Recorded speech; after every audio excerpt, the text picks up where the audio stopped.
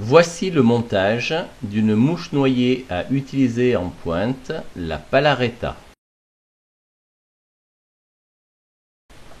Pour faire le sous-corps, on va utiliser un fil un petit peu épais. Alors là, j'ai pris du fil de couture que l'on fixe sur l'hameçon. On coupe l'excédent et pour le corps, je vais utiliser un kill synthétique et pour la Palaretta, je vais prendre le jaune. On fixe le kill synthétique.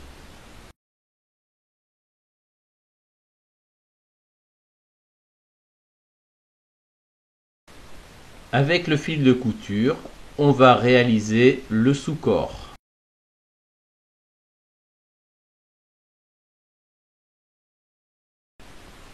On lui donne la forme classique de la Palaretta. Ça ressemble un petit peu à un ballon de rugby. Alors on peut faire différentes grosseurs.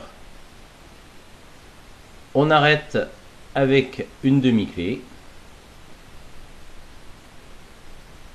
On fait un nœud final. Et ensuite, on coupe le fil de couture. On fixe la soie de montage à l'œillet. On coupe l'excédent. On va passer sur le sous-corps du vernis de façon à ce que le kill adhère. Alors ce vernis est bien parce qu'il se dilue à l'eau et il devient très dur après avoir séché.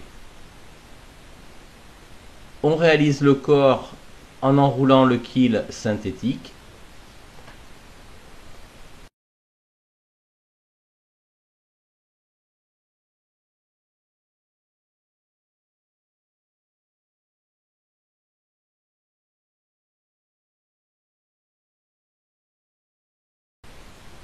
L'avantage de ces kills synthétiques, c'est qu'il y a différentes largeurs de proposées dans la pochette, et ce qui fait que l'on peut adapter le kill à la mouche que l'on est en train de monter.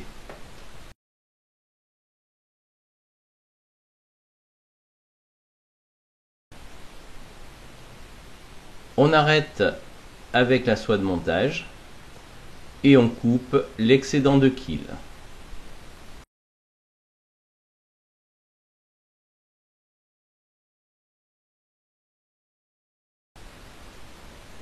Pour faire l'aile, je vais utiliser un mélange de fibres de pelle de coq Pardo et de coq Limousin. On prélève une petite pincée de fibres de pelle, on règle la longueur et on fixe. On refait l'opération autant de fois que nécessaire.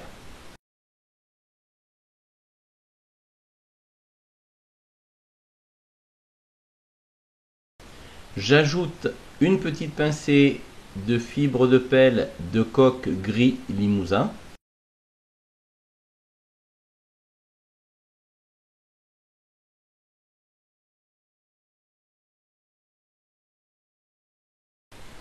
On fixe par quelques enroulements avec la soie de montage et on coupe l'excédent.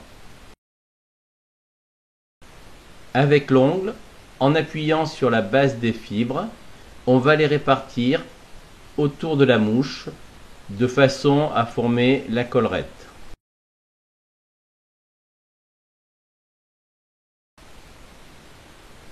On réalise ensuite la tête avec la soie de montage.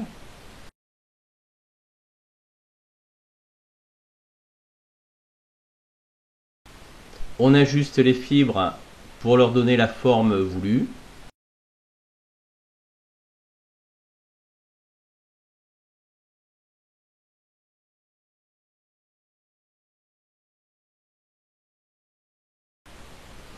On fait le nœud final.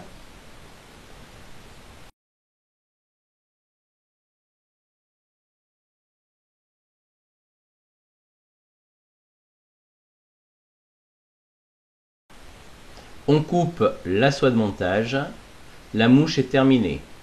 On peut ajouter un petit peu de cyano ou de vernis sur la tête pour un peu plus de solidité.